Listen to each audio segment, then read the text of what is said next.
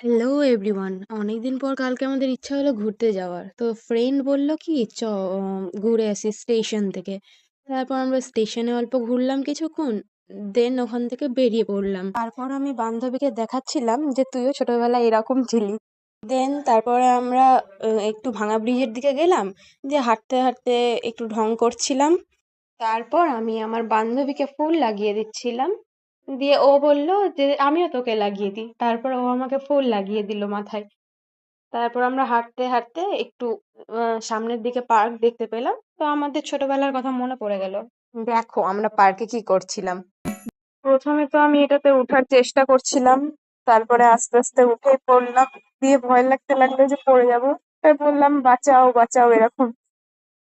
দেন তারপর আমরা, এটাকে কি বলে জানি না, আমি এটাতে উঠলাম, দিয়ে অনেক একটা বাজে আওয়াজ হচ্ছিল।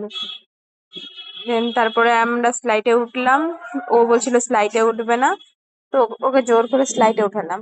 দেন তারপর আমরা অনেক মজা করলাম দুজন মিলে।